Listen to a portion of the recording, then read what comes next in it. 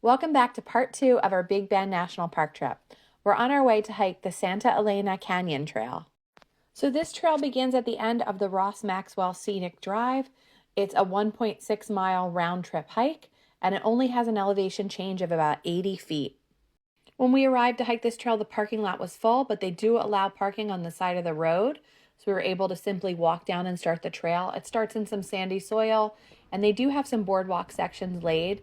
Depending on current conditions, you may need to cross a small creek to start the trail. It was completely dry when we were there. We arrived at the canyon section of the park around 3 o'clock in the afternoon.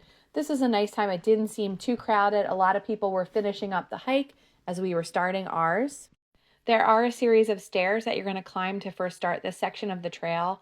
But as soon as you start climbing, you just look out on these incredible views of the Rio Grande River and the surrounding areas.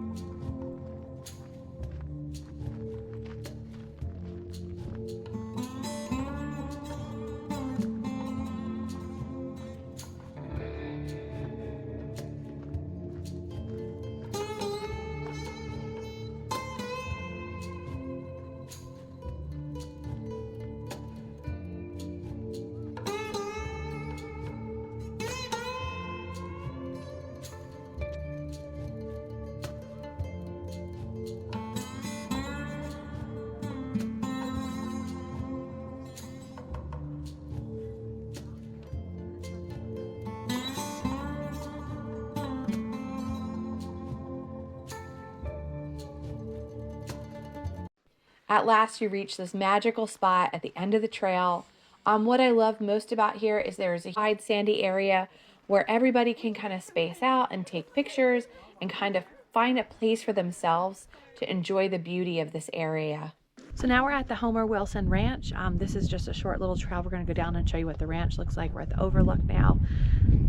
So that's where we started from, up there. So this trail is located off of the Ross Maxwell Scenic Drive.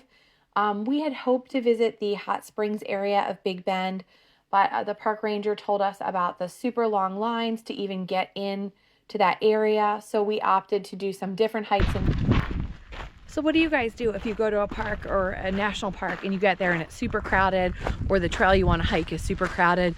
Do you kind of push through and just deal with the crowds, or do you kind of do what we do, try to pivot and find a different, less crowded option? Let me know in the comments. So the Homer Wilson Ranch Trail is just a 1 mile round trip, 200 feet of elevation change, and this leads you to an early 20th century ranch camp. So you can kind of see the remains of a corral. You can see a ranch house with a porch. The porch was under construction. And the coolest thing to me is just kind of standing at the ranch and looking up at the mountains.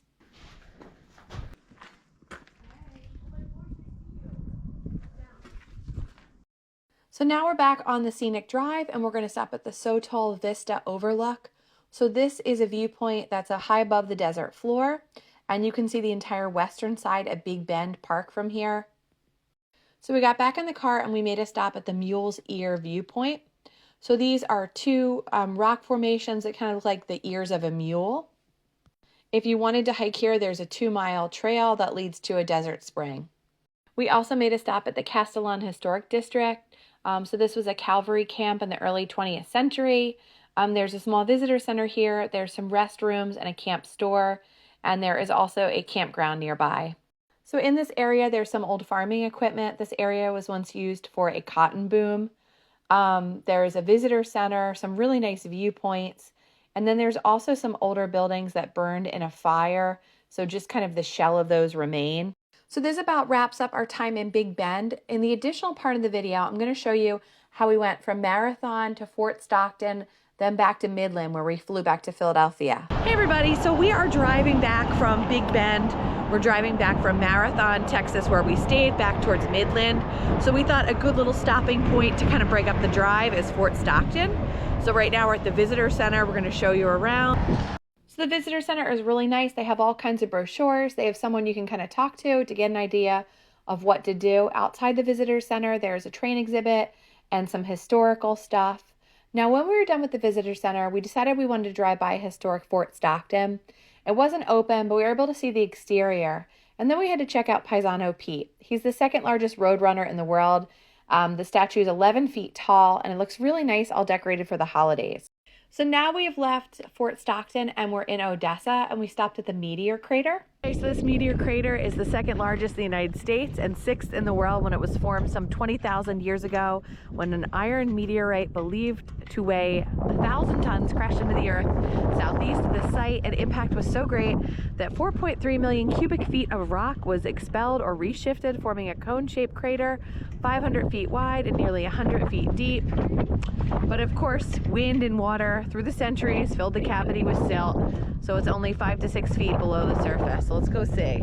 Ooh, watch for snakes. That's why I'm not going in. So this is a trench, an exploratory trench that was dug from 1939 to 1941 when they were investigating the crater. And it unearthed a fossilized tooth of a prehistoric elephant. That's pretty cool. So if you're driving along the highway and you want to stop here, this is just right off the highway, a couple of minutes, so you can make a quick, easy stop here and then get back on the highway. Rock flour, an extremely fine powdered rock formed in the sandstone by the shock waves of the meteorite impact, and it has the appearance and texture of talc face powder. And it occurs only in large meteor crater where each of the sand grains is shattered into microscopic particles. So this is the upthrust rock strata. The massive limestone formation normally lies 22 feet below the level of the plain. The huge force of the meteorite impact lifted parts of it 50 feet above the original position, and it was shoved laterally and folded back. So this is crater number 2. This small crater, 17 feet deep and 70 feet in diameter, was completely filled in and not discovered until a magnometer was used. This crater was formed by a small mass of meteors hitting the earth without sufficient speed to vaporize. Hope you like seeing the Meteor crater. On certain days of the week, there's a small museum here that's open. So our last stop in Texas is we are now in Midland, Texas, and we're waiting to fly home, and we thought we would come and check out the Sibley Nature Center. We really enjoyed this little nature center. They had a lot of interesting bones and different displays for different animals. They had some very interesting taxidermy in some of the rooms, all kinds of different hawks and birds and sandhill cranes, and then also some mammals. Now, when we were done in the nature center, what we're going to do is go out and hike the trail. So the Sibley Nature Trail is about a 1-mile trail. It has several different shelters and a pond along the way. Today we're at the Sibley Nature Center, and this is in Midland, Texas. So we just toured the visitor center, and they have about a 1-mile trail here, so we're going to check it out.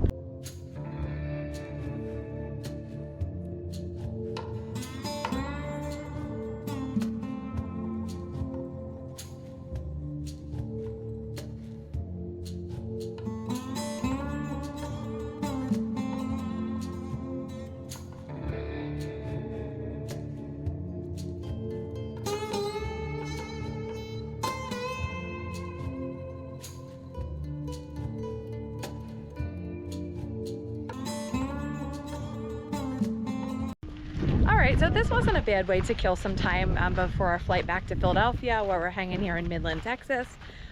Sibley Nature Center, cute little nature center, lots of cool skulls and skeletons and taxidermy on display, and then a nice little 1-mile trail. It certainly feels nice to walk in the sun and be outside, check out a new little trail. Thank you so much for following along with our trip to Texas. I hope you liked this video. Be sure to give it a thumbs up and leave a comment if you have time.